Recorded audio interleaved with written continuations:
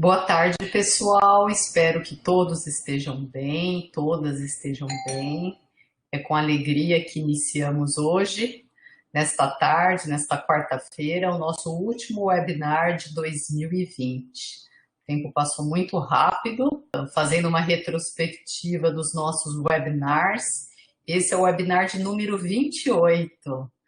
Eu dei uma levantada nesses dias para saber quantas sessões nós já fizemos. Então, já totalizamos 28 encontros que são feitos pelo consórcio REDCap Brasil. Quero dar boas-vindas a todos. Se alguém aí que está na sala quer colocar a cidade de onde é, escreva aí para a gente conhecer um pouquinho vocês, ou a universidade, o hospital. Estou vendo que o Rony está perguntando se vai ficar gravado. Vai, comecei a gravação agora. 2021, vocês vão conhecer o nosso canal do Consórcio REDCap Brasil no YouTube, tá? Estamos preparando a edição dos vídeos deste ano e vamos divulgar para vocês, tá bom? Então, novamente, sejam todos muito bem-vindos. Neste webinar, nós separamos para vocês alguns highlights em relação ao que temos de novidade do software REDCap. Estão curiosos aí para saber? Olha que bacana, temos pessoas... Universidade Federal de Catalão, fantástico, Belo Horizonte, Porto Alegre, Natal, sejam todos bem-vindos, Marília, pessoal de São Paulo, a Carol da EUSP, sejam todos muito bem-vindos, Maurício do INCOR. Então hoje nós vamos conversar um pouquinho sobre as novas funcionalidades. Espero que vocês fiquem bem impressionados com o que vem por aí, com o que já foi lançado. Então, nós preparamos um compilado do que aconteceu do final de 2019 para cá, tá? Em termos de novidades do REDCap, porque sabemos que cada instituição também tem um time no sentido de incorporar novas versões do software REDCap, tá bom? Então, pode ser que algumas que vocês vão ver, talvez para vocês já não seja mais novidade, porque na sua instituição vocês já estão utilizando, mas algumas outras talvez sejam bem fresquinhas mesmo, sejam notícias novas, tá? Quero inicialmente começar a apresentação dizendo para vocês que acho que o maior marco que tivemos no REDCap neste ano foi em relação ao número de usuários e o número de publicações. Eu normalmente começo a apresentação trazendo um pouquinho do histórico e estatísticas de uso, porque às vezes nós contamos com pessoas que não são familiarizadas com o software. Então, só para deixar claro, né? Software REDCap é um software destinado à coleta e gerenciamento de dados, tem um foco principal na pesquisa científica, mas também pode ser utilizado para protocolos clínicos gerenciados, protocolos assistenciais de indicadores clínicos, pode ser usado também para controle operacional e outras atividades vinculadas à pesquisa. Tem um foco muito maior na área da saúde do que nas outras áreas do conhecimento, tá? Mas vamos dar uma olhadinha aí para esses números que eu trouxe para vocês. Em cinza escuro, eu destaquei os números de dezembro, mais precisamente de ontem, e embaixo os números de fevereiro. Nós não temos nem a distância de um ano entre os dois períodos. Notem que em termos de publicações, nós tivemos um aumento de praticamente 5.000 artigos que utilizaram o software REDCap. Então, notem que em questão de meses, 5.000 publicações que fazem menção ao uso do software REDCap. Em termos de usuários, 500 mil. Para vocês terem ideia, nós atingimos a marca de 1 milhão de usuários do REDCap no ano passado. E agora, só neste ano, nestes meses de fevereiro a dezembro, teve um aumento de 500 mil de usuários. Não podemos deixar de pensar que a Covid-19 influenciou essa taxa de crescimento, tanto em termos de usuários do software REDCap, quanto também de publicações. Se vocês fizerem uma busca no Google Scholar, na verdade eu fiz isso e deixei ativa essa busca, todo dia é publicado cerca de uns 3, 4, às vezes até mais artigos que mencionam o uso do REDCap. Então, se vocês fizerem essa busca no Google Scholar e deixarem o alerta ativo, como eu fiz, vocês vão ver que não há um dia no nosso calendário no qual não é publicado um artigo no qual foi usado o REDCap em relação à Covid. Imagine em relação aos outros temas para os quais não deixamos de ter publicações, né, na área da cardiologia, da pediatria, de qualquer outra área do conhecimento. Então, acho que este foi um marco para este ano, né? Mais de 5.000 publicações em questão de meses e 500 mil de usuários que passaram a conhecer o software. Bom, é muito importante destacar que o consórcio REDCap internacional é muito forte, né? Então ele é constituído por diversos países que dão suporte ao avanço do software.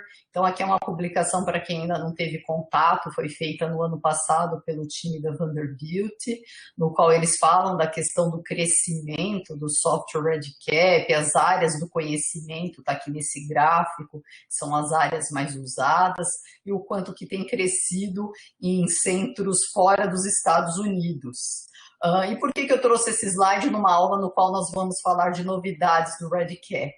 Muitas das pessoas que estão em cada um dos seus países e universidades importantes são aqueles que ajudam no desenvolvimento de novas funcionalidades do software REDCap. Então entendam que a comunidade REDCap internacional, ela é composta por pessoas que tentam produzir novas funcionalidades, melhorias e trazer essa incorporação ao software, de tal maneira que nós sempre acompanhamos, né, uma cronologia aí de novas versões do REDCap, que acontece com uma grande frequência.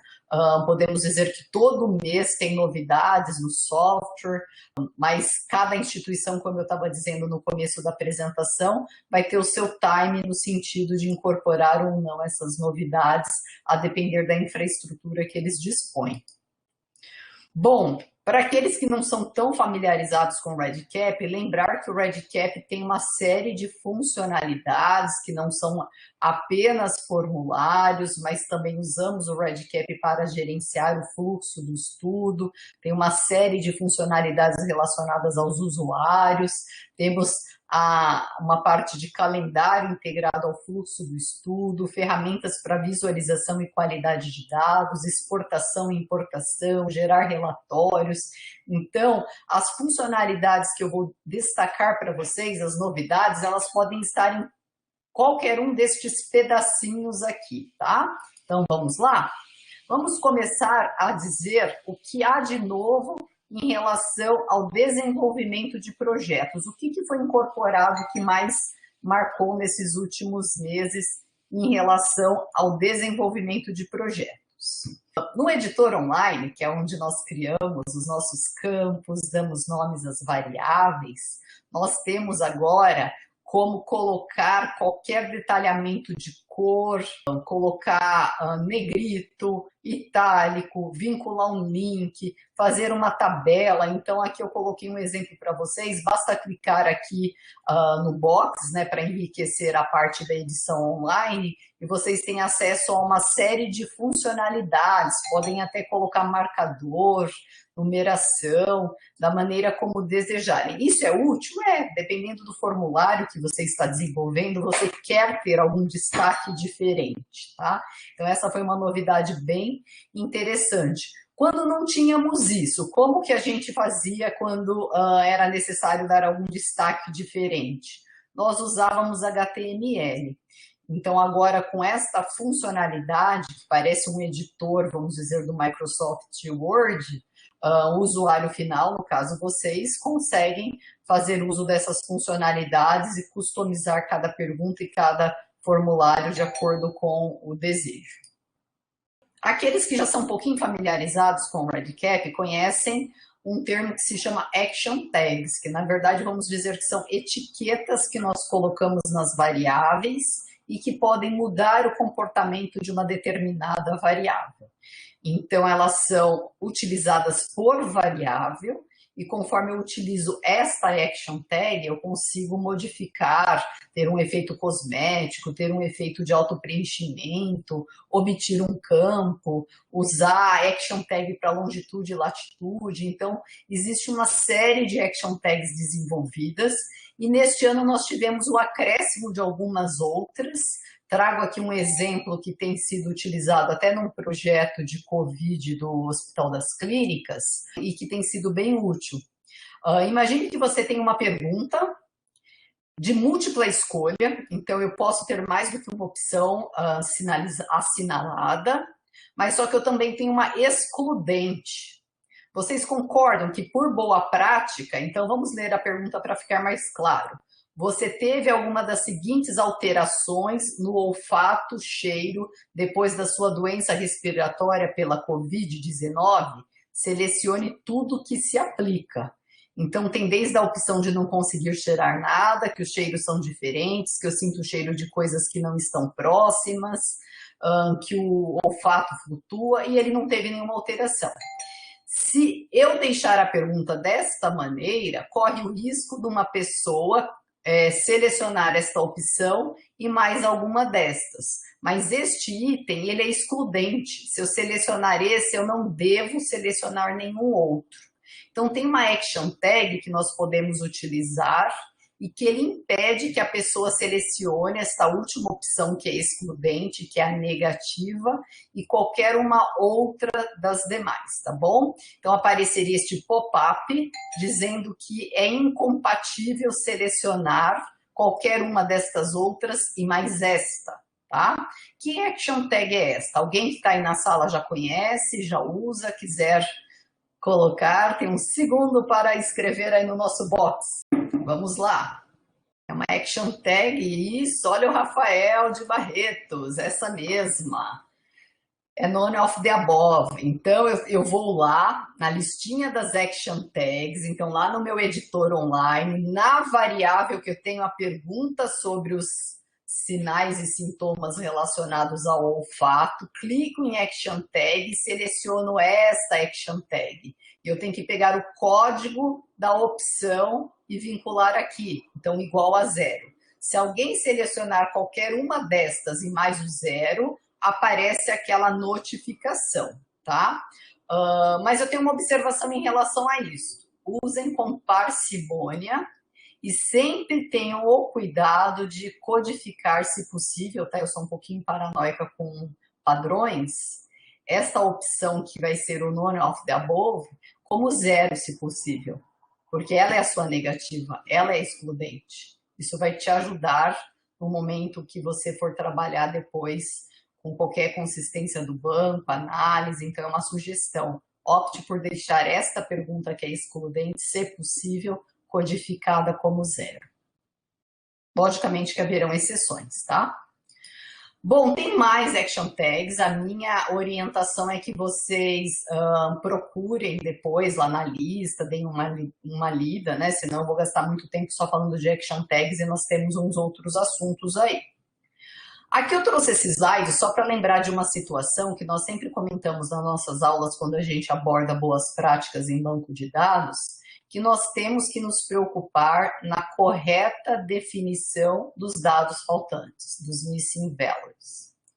Porque eu posso ter um dado que de fato ele não foi coletado, então ele de fato é um dado ausente, é um dado faltante, mas eu posso ter outras fontes de dados faltantes. Uma, por exemplo, a informação não estar disponível, é aquele resultado de exame ainda estar sob investigação.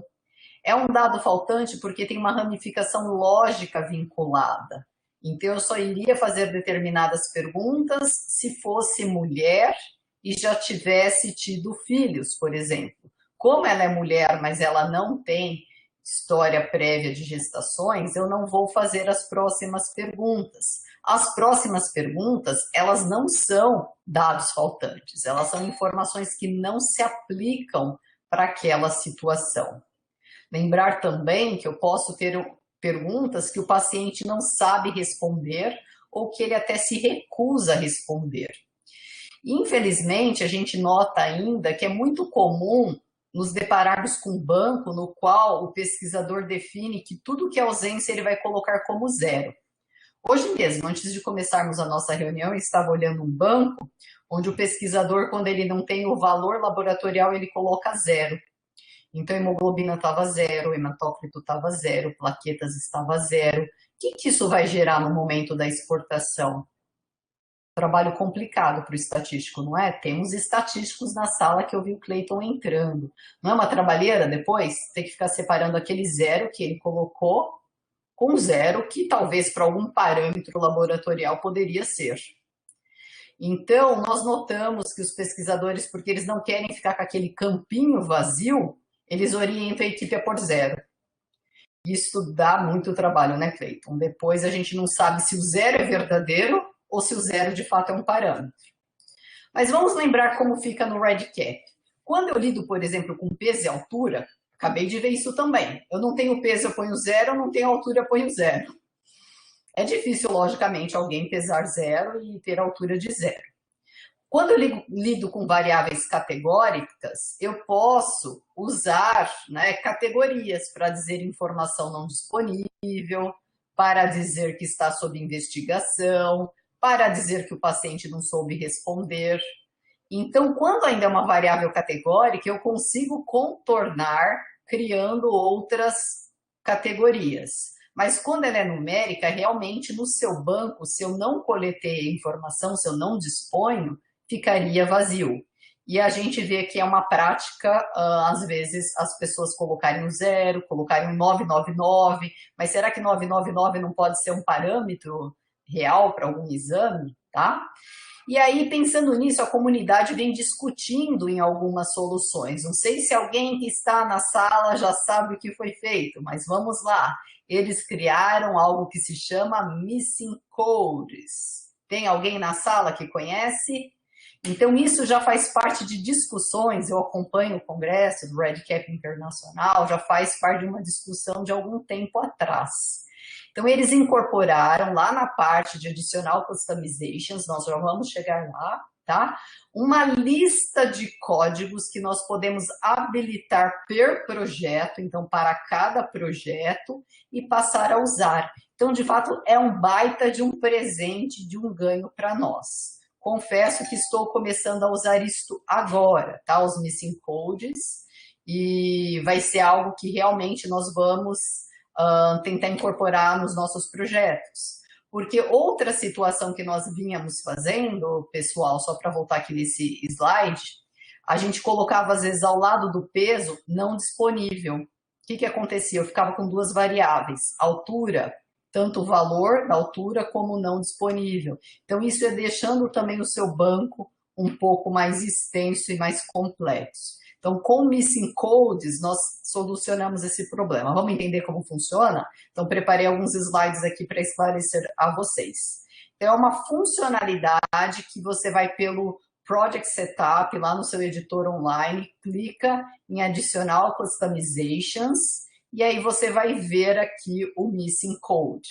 Basta selecionar a opção que te agrada e clicar para que ela entre dentro deste box. No caso, eu acredito que eu vou fazer muito uso do desconhecido, que seria o não informado, desconhecido. Então, eu arrastei ele aqui para vocês verem, tá? Como que vai ficar no formulário de coleta de dados? Aqui é um formulário real, tá? Até de um projeto nosso aqui de Covid, onde nós tínhamos albumina coletada 24, 48, 72 horas e está tudo em branco. E esse estar tudo em branco pode ser uma saída, mas se a gente fizer qualquer query no banco, vai dar como dados faltantes, não é o que nós queremos. Então, notem que quando eu habilito o Missing Code, aparece esse símbolozinho M aqui. E quando eu clico neste M, como eu habilitei apenas o desconhecido, né, lá no Missing Code, aqui eu escolhi apenas o desconhecido, é ele que vai me dar como opção, tá bom? Em qualquer momento eu também posso apagar esse Missing Code que eu escolhi. Então, aqui vejam que ele já coloca automaticamente o valor, e na onde eu tenho o valor numérico, está aqui o valor numérico, tá bom? Então, seria esta a forma na ficha de coleta. Quando alguém for colocar parâmetros e não tiver a informação, ele clica no M de Missing Code e automaticamente o valor já vem aqui. E se eu tivesse outras opções, Kátia? Por exemplo, não aplicável, o paciente não quer responder, também, tá? Então, seria selecionar. E como que isso fica num relatório? Então, o Antônio está perguntando se é possível usar nas ramificações. É, Antônio, também é, tá? A partir do momento, tá? Então, só para vocês entenderem que eu habilitei o Missing Code, ele aparece para todas as variáveis. Então, sejam consistentes, tá? Com a equipe de vocês, de como vocês vão lidar com estes termos que eu falei aqui, ó. Vou voltar. O que eu chamo cada uma dessas informações? O que é para mim o não se aplica neste estudo? O que é uma informação não disponível neste estudo? Tá? Esses dias nós também estávamos conversando com uma equipe e eles ficam meio... eles mudam às vezes a terminologia no sentido do que é não se aplica e não realizado. Não se aplica é diferente de não realizado, na minha visão. Ou uniformiza tudo para o não se aplica, ou uniformiza tudo para o não realizado, ou faz uma distinção clara, porque o coletador de dados ele pode, de uma maneira errônea, em algum momento coloca o não se aplica, em algum momento coloca o não realizado, tá? Foi não realizado porque não se aplica, então para vocês verem a confusão, né? Colocando mais pimenta aí no assunto, né? Bom, pessoal, então voltando aqui no Missing Code, a partir do momento que eu habilitei, ele vai aparecer para todas as variáveis, não é só para as numéricas, tá?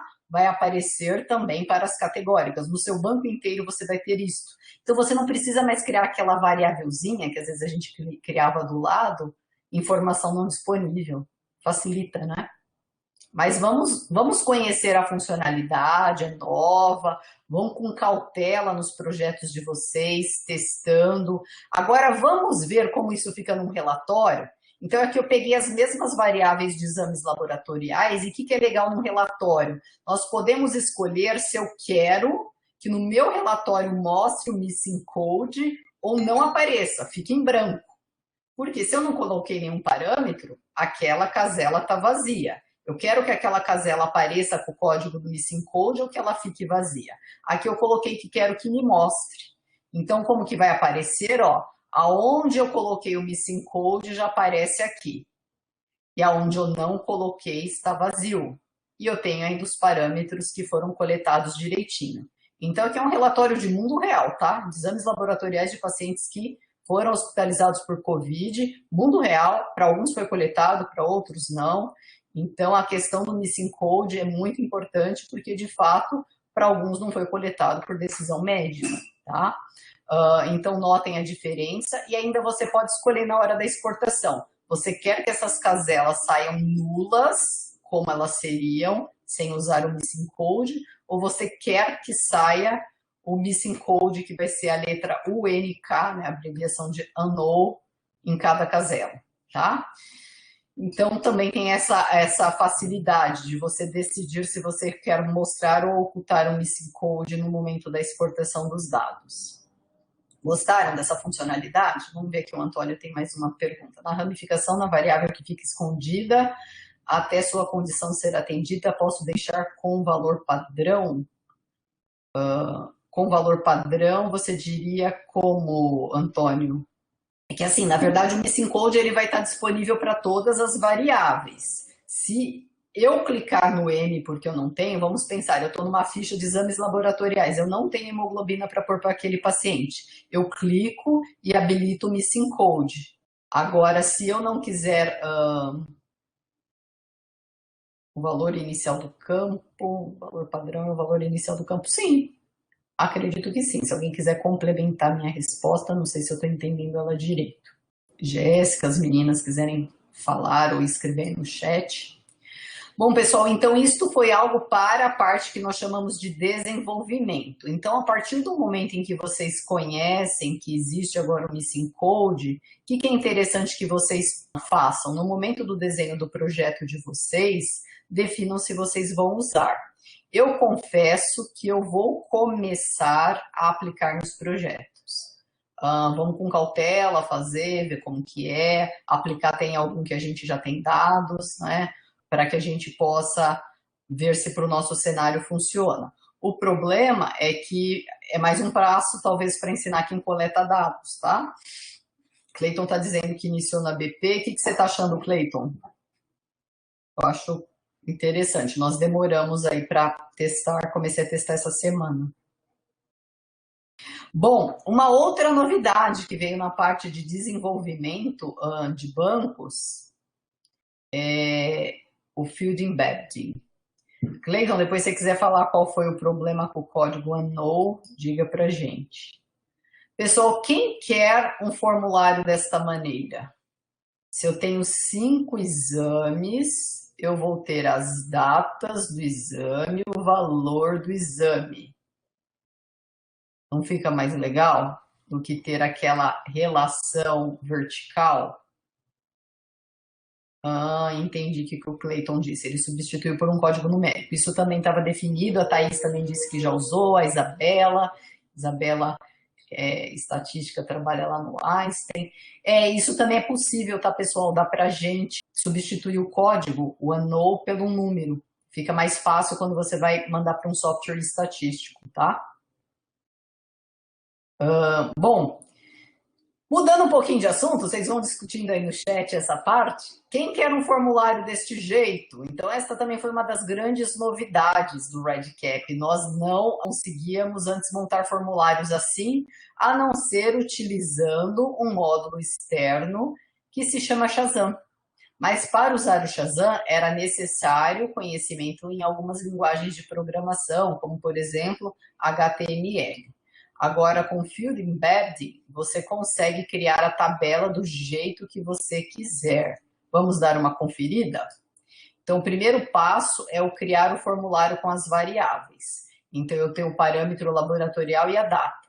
Tá? Então, aqui, parâmetro 1, data 1, parâmetro 2, data 2, parâmetro 3, data 3, e assim sucessivamente. Depois, eu crio um campo do tipo descritivo, tá? E aí, lá no editor que eu mostrei para vocês, que foi uma das grandes novidades, eu habilito a tabela e construo a tabela no layout que eu quiser, tá? Vocês já devem estar familiarizados que variável no REDCap, eu sempre uso o quê? Um colchete. No caso do Field Embed, colchete não é, gente, eu confundindo aqui os termos, um é colchete, o outro é, corrijam aí a Kátia, que a Kátia já está esquecendo os termos. Da variável que é esse aqui, é chave, certo? E o colchete, tá? O colchete é o que eu vou começar a usar para o Field Embedding. Então, é assim que ele entende que é uma variável que ela tem que estar introjetada dentro de um campo descritivo, tá? Então, notem que eu criei primeiro as variáveis. Esses são os nomes das minhas variáveis para a data do exame. E esses são os nomes das variáveis para o parâmetro laboratorial, o dado que eu quero. Tá? Então, eu monto a tabelinha, como uma tabela que vocês montariam no Word, por exemplo. Eu checo ela lá no meu formulário de desenvolvimento. As variáveis que foram adequadamente, vamos dizer, introjetadas, inseridas na tabela, elas vão ter essa marcação verde aqui de Field Embedding. Então, eu sei que elas estão aqui, elas estão vinculadas. Então, durante o desenvolvimento, eu já noto esta mudança. Eu quis deixar aqui as linhas mais claras para ficar uma tabela mais clean. Você pode aí usar a cor que você quiser na sua tabela e é a criatividade de vocês, tá bom? Deixar com as linhas mais estreitas, mais grossas, aí é questão de gosto. E aí fica desta maneira, tá bom? Então eu tenho a amostra 1, 2, 3, 4 e 5 e os parâmetros coletados em cada momento. Dá para fazer diversas composições, tabelas com outros tipos de campos, tá bom?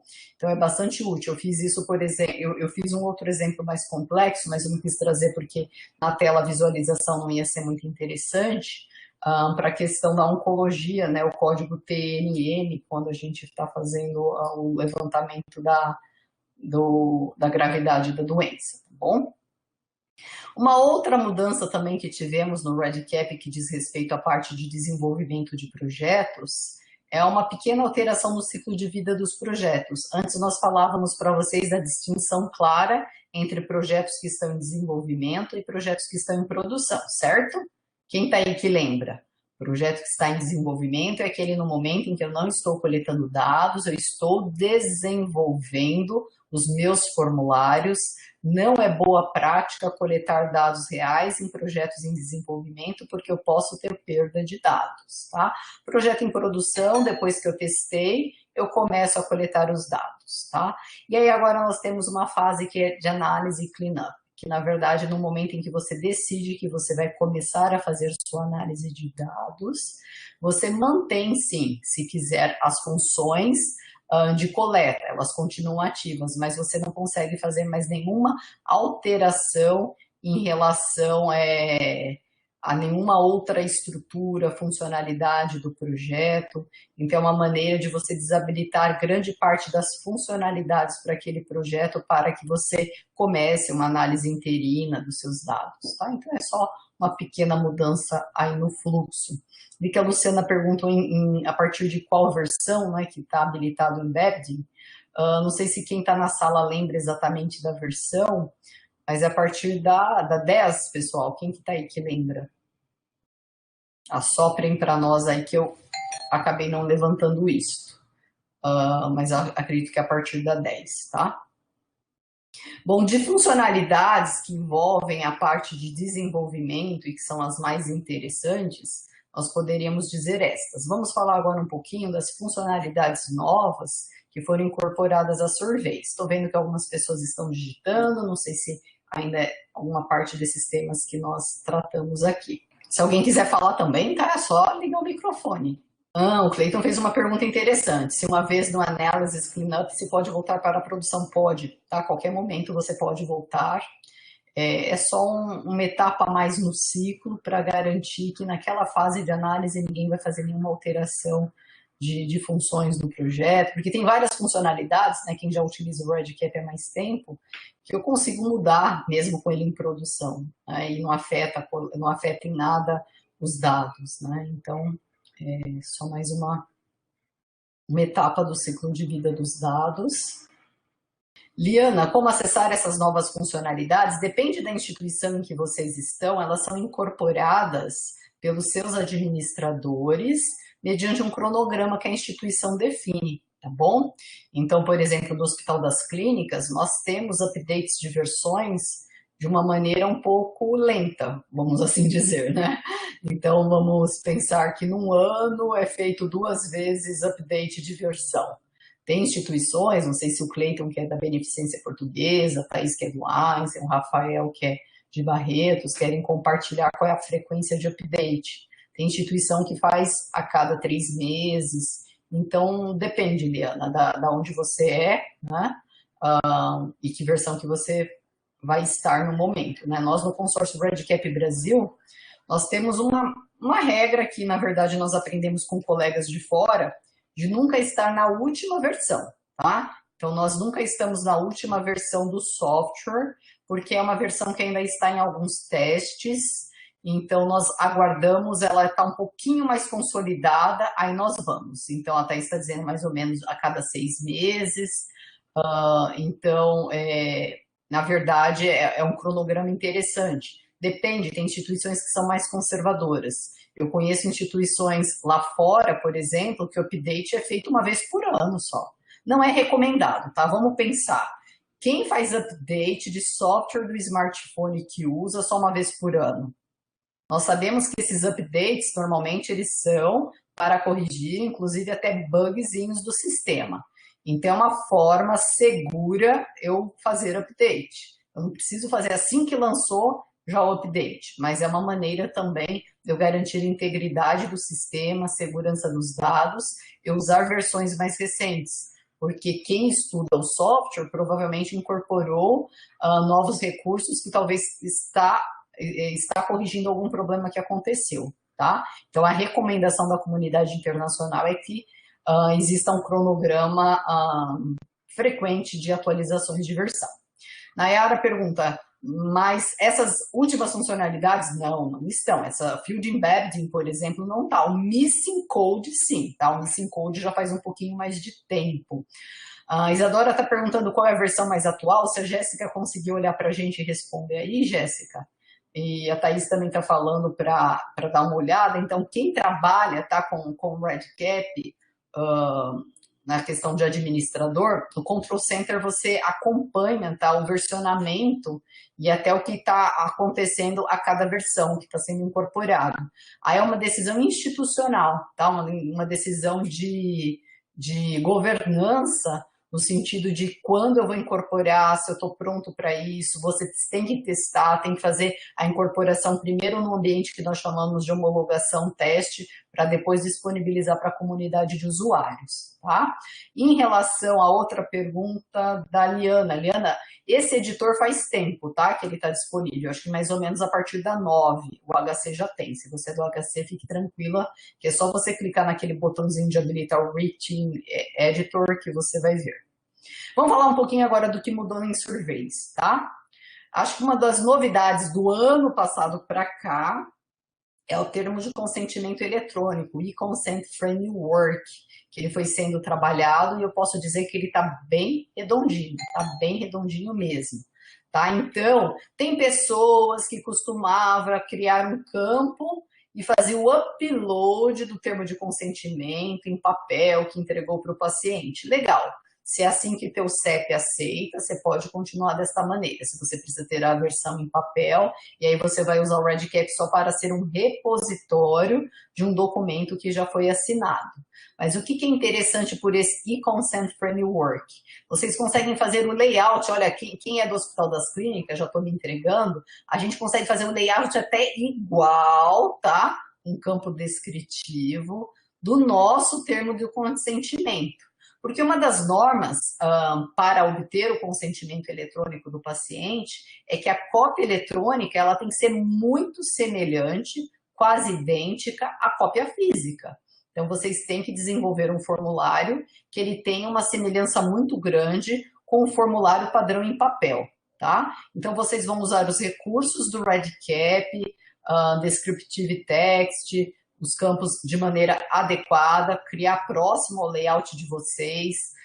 Se para vocês é obrigatório a assinatura do pesquisador já estar embutida, a assinatura do responsável pelo estudo, a assinatura, sei lá, do familiar, de quem for, de acordo com as normas da sua instituição, você desenha o teu termo de consentimento, tá? Então, isso daí vai ser customizado de acordo com a norma de cada instituição. Feito o formulário, vocês vão lá no módulo de Survey Settings. Então, eu vou habilitar este formulário como uma survey. E aí, o que vocês vão fazer? Lá embaixo, rodando toda a parte de Survey Settings, no finalzinho, tem uma opção se eu quero usar o e-Consent Framework.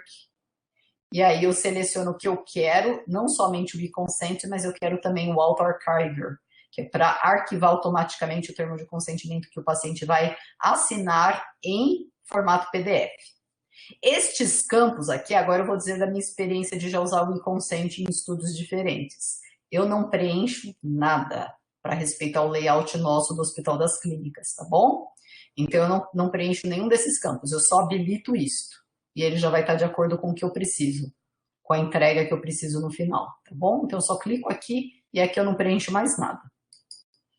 Mas aí também é customizável da maneira como vocês quiserem. Testem, façam, né? Quero habilitar algum desses campos, teste, veja se agrada, tá bom? E aí, como que eu posso enviar esse termo de consentimento eletrônico? Eu posso enviar por e-mail, então aquela forma de survey clássica, que eu mando diretamente do RedCap, o link para o participante responder. Eu posso copiar o hiperlink e mandar por SMS ou mandar por WhatsApp. Por exemplo, aqui no nosso estudo, o paciente está recebendo por WhatsApp, recebe o nosso termo de consentimento e ele preenche. Para ele preencher, ele precisa de conexão com a internet, porque é um formulário eletrônico que eu tenho que armazenar as informações, tá? Não é uma coleta offline no tablet. Então, eu preciso para o termo de consentimento de conexão com a internet. Aí você vai me dizer, Kátia, meu paciente, ele está no ambulatório. Eu posso usar essa survey, porque é uma survey, abrir para ele lá no atendimento do ambulatório e ele preenche? Pode. Você pode usar. Então, lembrando do conceito de survey. Survey eu tanto posso enviar o link ao participante, como eu posso abrir como um formulário tradicional e a pessoa preenche usando um computador, um tablet, mas eu preciso da conexão com a internet, tá bom? Então, podemos usar das duas formas, tá? E aí, como que fica? O participante recebe o mecanismo que você define, aqui está minha assinatura e aqui está a assinatura do pesquisador principal, tá bom? E aí, o que, que vai acontecer? Quando salvar e validar, isto vira um PDF já, tá? Mostrando aqui para vocês. E quando eu vou lá no File Repository, porque eu habilitei o archive do REDCap, fica todos os PDFs, todos os termos de consentimento que já foram assinados, tá? Qual foi a data, qual é o IP do dispositivo, né, que o nosso participante utilizou, qual é a versão do termo de consentimento, então fica também tudo armazenado aqui no formato PDF, tá? Então, fazendo uma análise desse processo de Consent Framework, eu também participei das discussões disso lá no Comitê Internacional, quando eles estavam desenvolvendo lá atrás. Eles foram muito rigorosos para responder o que eram as normas dos CEPs, vamos dizer, norte-americanos, do que eles entendem como um processo adequado para consentimento do participante da pesquisa, né? Então, desta forma, eles garantem que eles estão seguindo um fluxo que, no escopo, vamos dizer, norte-americano, é aceitável. Para nós já tivemos a experiência de aceitação aqui no próprio CEP do Hospital das Clínicas, desta forma de consentimento, tá? De usar esta estratégia. Não sei se mais alguém tem experiência semelhante de já estar utilizando. Os nossos pacientes entendem bem, tá? Embora sejam pacientes, uma população mais idosa e em sua grande maioria no Sistema Único de Saúde. Alguns têm dificuldade, a gente pede para eles virem pessoalmente, e aí as nossas coordenadoras de pesquisa fazem com eles, com tablet, com internet, no momento da conversa mesmo, né? Então, alguns se sentem mais seguros fazendo presencialmente, tá? Então, vamos ver aí se tem mais alguma pergunta. E Tiana, legal, está aqui com a gente, está falando que tem a versão do REDCap, o participante também assina, sim, Isadora, ele assina. Este tipo de e-consent framework é diferente daquele que alguns fazem uma survey simples, só se o paciente concorda ou não concorda participar. Este ele cobre todas as etapas, inclusive tem que ter a assinatura do pesquisador principal, que você já pode deixá-la colocada como uma imagem, tá? E aí quando o paciente abre o termo de consentimento, já tem a assinatura do pesquisador principal e ele simplesmente assina, tá? Ximena está perguntando, o registro do IP do computador pode configurar dado de identificação? Como tem tratado isto? Nós podemos omitir, tá, isto, não usar ele de forma alguma, que sem dúvida nenhuma, códigos de dispositivos são considerados um dado, não vou dizer sensível, mas um dado pessoal. Bom, uma outra novidade para survey, quem lida com survey pública, um link público, às vezes pode ter a preocupação de robozinhos preencherem sua survey, de repente você tem um monte de resposta e aquilo não é verdadeiro, né? Então, foi incorporado o Google Recapt para que a gente realmente saiba, né, a gente possa capturar que não é um robô que está preenchendo. Como que eu habilito isso, Kátia? Isso o administrador tem que habilitar para vocês lá na página do Control Center. E aí vocês vão ter a possibilidade depois, você faz isso só uma vez, tá? Na verdade, lá no Control Center, você cria um código para aquele seu REDCap que está instalado em determinado servidor, e aí isso passa a ser disponível para todos que vão utilizar Survey, e você seleciona aqui nesse box. E aí, quando a pessoa for preencher a Survey, antes dele iniciar o preenchimento, ele vai ter que selecionar que ele não é um robozinho que está preenchendo, tá? Então, para algumas surveys públicas, a gente vai começar também a utilizar, confesso que não tínhamos usado.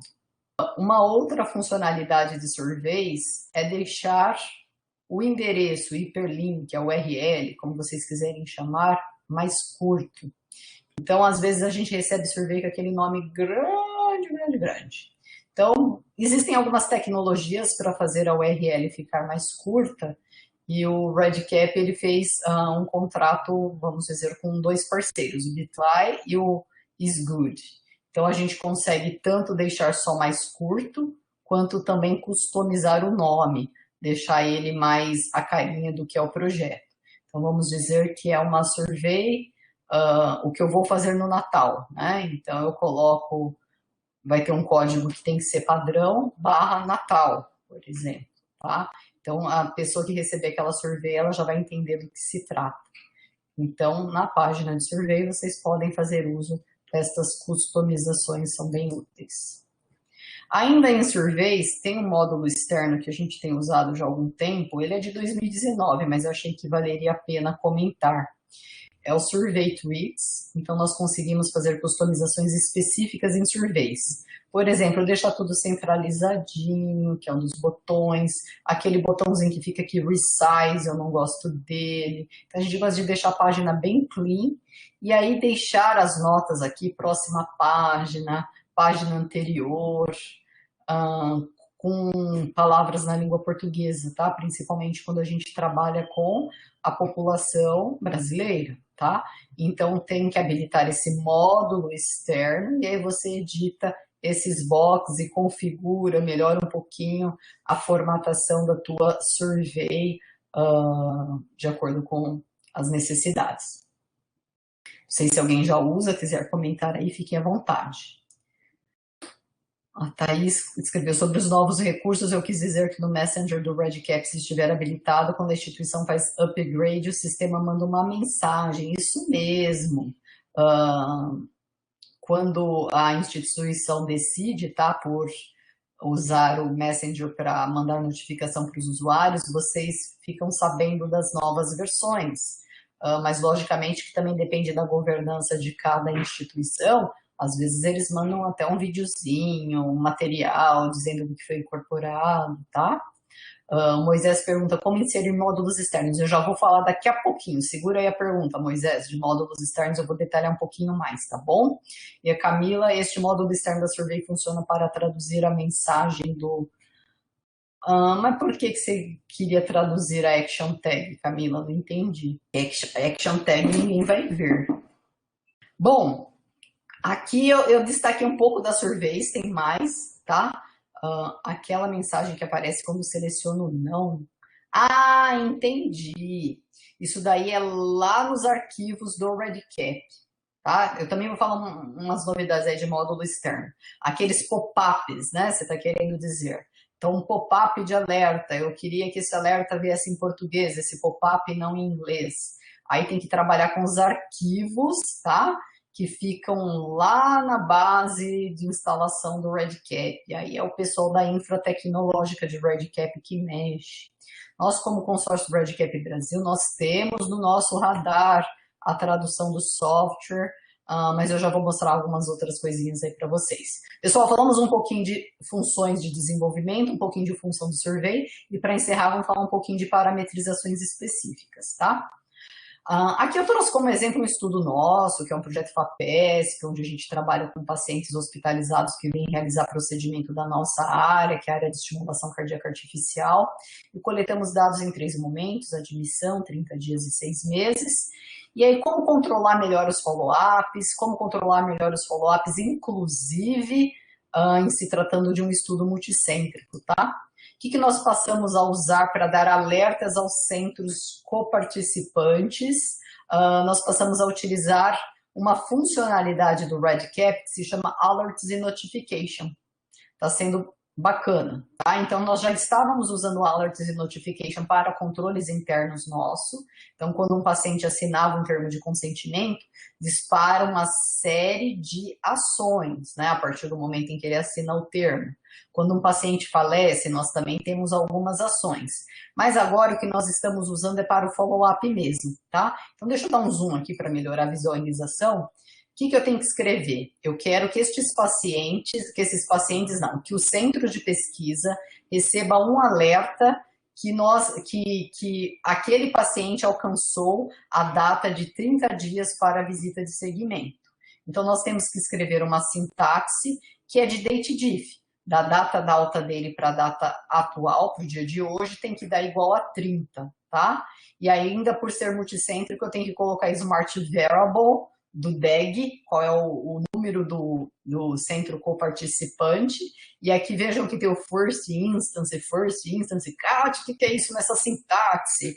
É Smart Variable porque eu tenho o formulário repetitivo, tá? Então a sintaxe fica um pouquinho menos simples, vamos dizer, tá? Então aqui eu escrevo essa sintaxe só uma vez. Mas isso é para o centro de pesquisa número 49. Eu vou ter que fazer isso se eu tiver 10 centros de pesquisa, 10 vezes. Se eu tiver 20 centros, 20 vezes, mudando o número aqui, senão vai para o caso errado, tá? Então, a partir do momento em que eu fiz esta lógica, então, quando eu quero, eu criei a sintaxe de envio, eu defino em que momento eu quero enviar imediatamente. Então, para quem já lida com survey, pessoal, é a mesma coisa do que preencher os convites automáticos de survey, é muito semelhante à lógica, tá? Os alerts e notification. Mas olha que grande vantagem que esse negócio tem. Eu posso selecionar quais são os e-mails que eu vou enviar de pessoas que estão no projeto, mas eu posso colocar e-mails de pessoas que nem fazem parte deste projeto.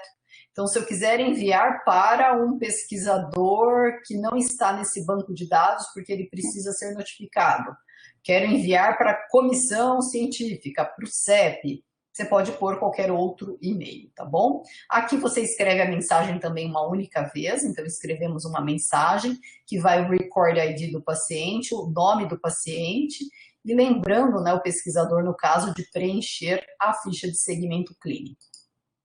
E aí o nosso pesquisador recebe este e-mail, né? Então deixa eu só reduzir um pouquinho aqui o zoom.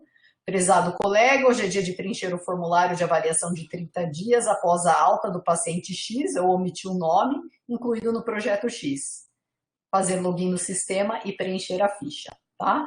Então, esses disparos, eles são feitos automáticos para os pacientes, de acordo com as normas que você estabeleceu. Fizemos para 30 dias, a mesma lógica é para 6 meses, né? Só mudando o date diff para 180 dias. Facilita bastante. Então, é uma forma também das pessoas receberem a notificação. Aí você vai me dizer, Kátia, mas só por e-mail, dá para fazer por outra forma?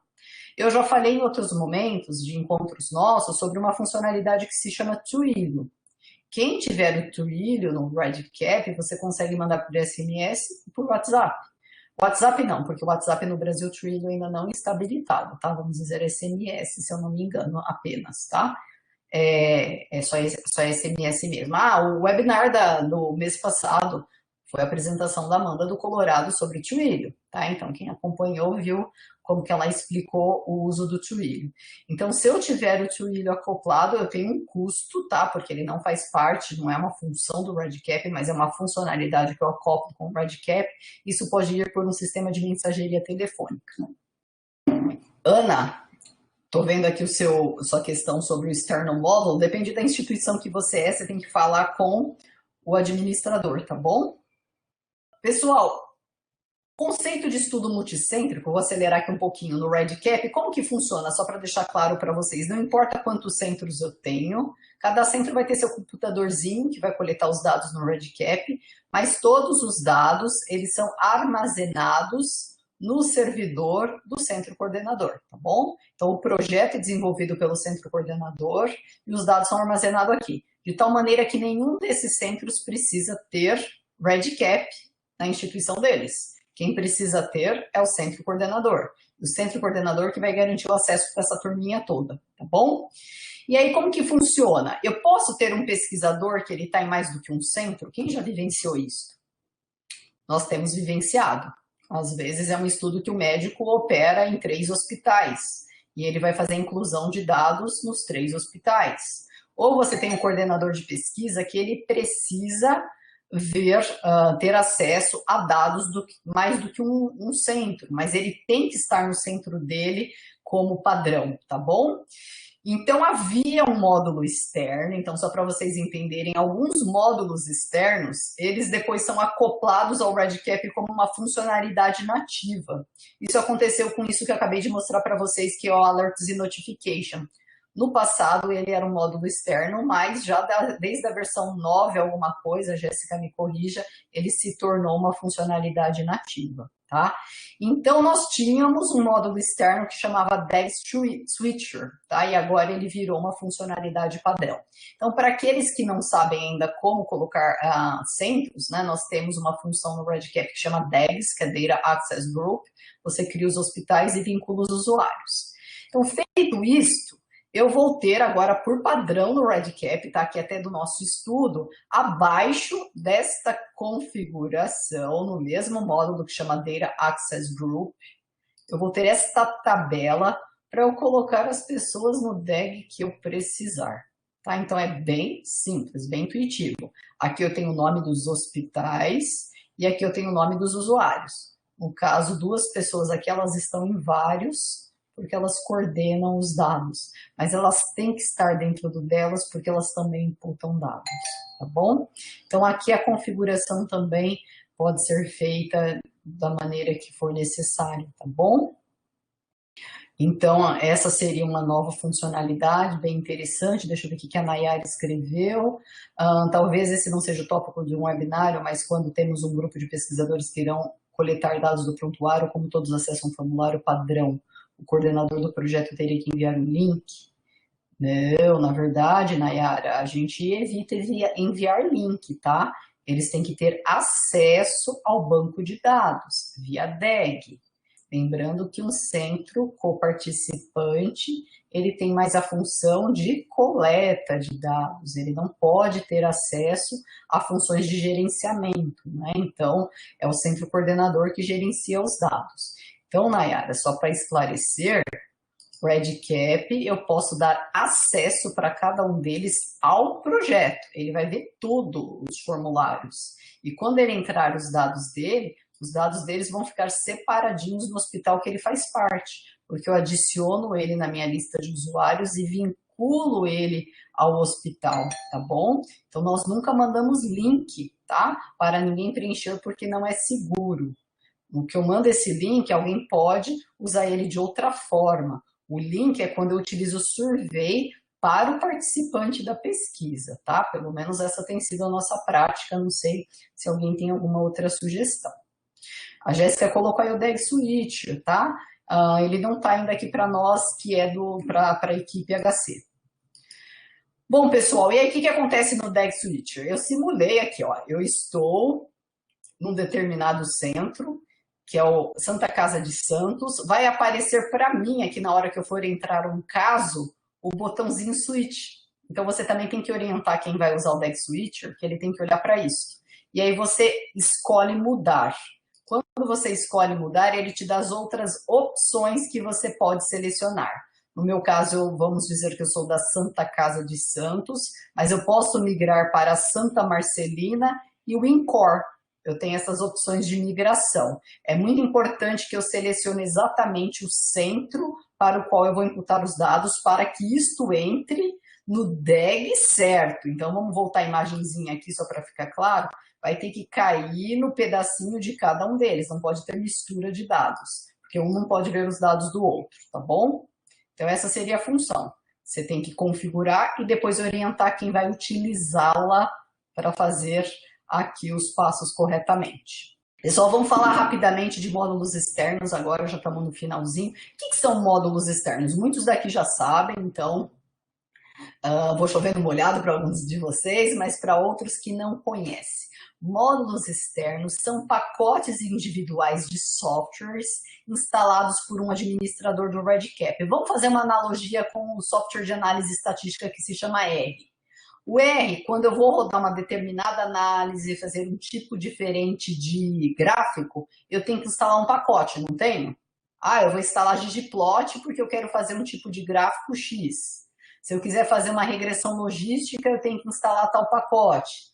Então, entendam que os módulos externos, eles são pacotes de software que eu posso instalar num determinado projeto do REDCap para mudar o comportamento.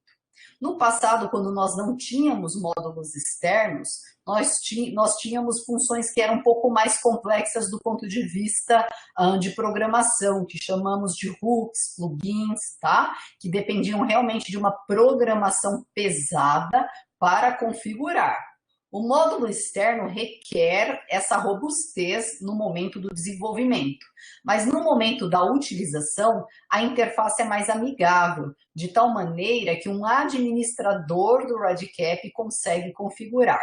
Em geral, o administrador do REDCap, ele não precisa ter skills fortes no sentido de programação, tá? Então, são usuários muito bem capacitados, que conhecem muito bem o software e que sabem e que têm acesso, né, a recursos que, em geral, o usuário final não tem, até por medidas de segurança para a base toda. Hoje, como que nós estamos em relação aos módulos externos na comunidade internacional? Nós temos um cardápio de 176 módulos externos diferentes. Uau! Aí vocês aí como usuário final, Kátia, como eu faço para saber quais tem, qual eu uso? Tem que falar com o administrador da instituição, né? Eu faço parte do HC, a gente tem trabalhado com eles para tentar melhorar as questões aqui. Quem sabe agora em 2021 a gente consiga criar pelo menos um cardápio dos mais úteis para que os usuários finais possam ter acesso e solicitar, tá bom? Importante também outro ponto em relação ao módulo externo. O REDCap não é um software com código aberto.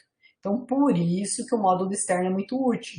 Porque se fosse com código aberto, pode ter certeza que a gente não ia ter mais hoje REDCap, a gente ia ter BlueCap, YellowCap, porque iam transformar ele em outro software, né? Então, na verdade, a gente não muda por padrão software, mas nós customizamos com outras funcionalidades. Trouxe só um outro exemplo para vocês entenderem. Este aqui eu coloquei hoje em uso aqui na nossa unidade. Lembra que eu falei do Survey Tweaks? Hoje eu coloquei o Form Status Tweaks. Aqui no finalzinho, quando vocês vão salvar um formulário, não tem as opções incompleto, não verificado e completo? Às vezes as pessoas nem entendem o que é isso. Vamos falar sério. Quem começa a coletar dados não entende o que é isso. Então, o que eu mudei aqui para a gente num projeto nosso? Ó?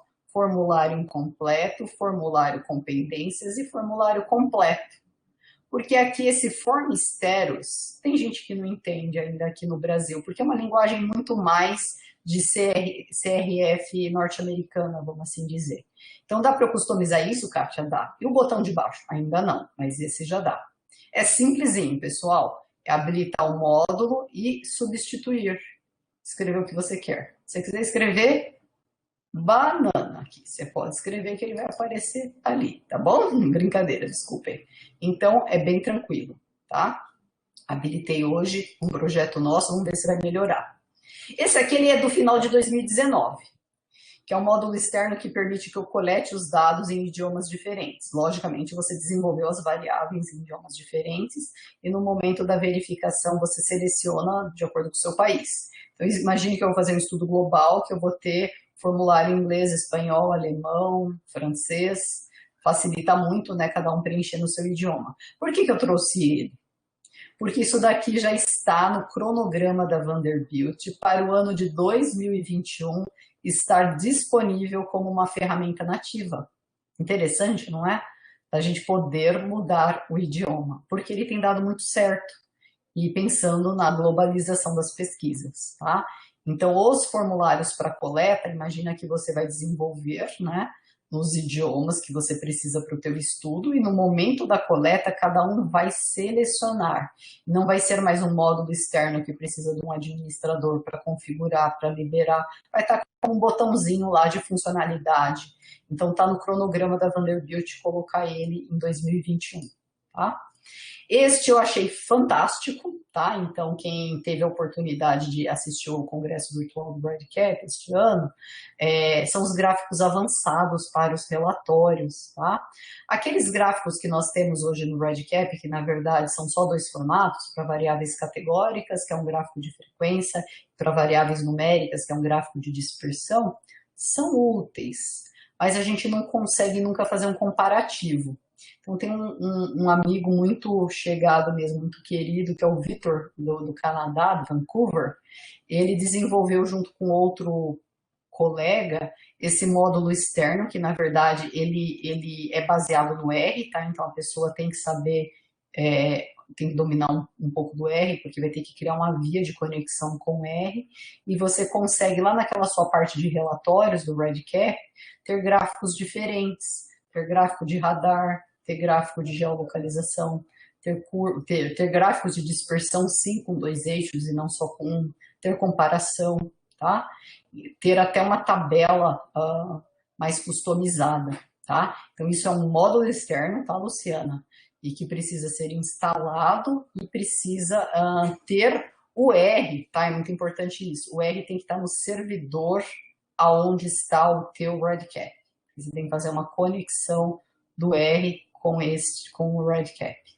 Então, precisamos, né, bater um papo aí com administradores e instituição para ter um R-Server, pelo que eu entendi da apresentação, tá? Para mim ainda isso é novo, pelo que eu entendi da apresentação, porque a gente precisa ter uma conexão com o R, para que os gráficos realmente saiam nos formatos. Quem conhece R sabe que esse é o layout em geral. Nós vamos testar, tá, em um futuro aí, damos notícias para vocês, se tiver mais alguém também que seja de outra instituição e que possa testar, tá? Nós vamos tentar aí colocar no nosso cronograma de REDCap Brasil, tentar testar. Pessoal, para encerrar, como que nós podemos, né, ajudar? Então, temos o nosso site, que alguns já conhecem, a gente vai repaginar o site, melhorar ele um pouco com algumas informações, então acessem nosso site. Tem os webinars aí, vamos montar o cronograma para o ano que vem. Sei que todo mundo já está um pouquinho cansado de lives e webinars, mas é algo que a gente acha interessante manter, né? Como a gente tem feito. Esse ano, por acaso, a gente reduziu a frequência, acho que foi bacana, né? Porque todo mundo acho que participou de tanta reunião online que até acabou causando uma certa sobrecarga, né? Então, acho que é interessante, é uma forma da gente conhecer um pouquinho vocês, discutir novas funcionalidades.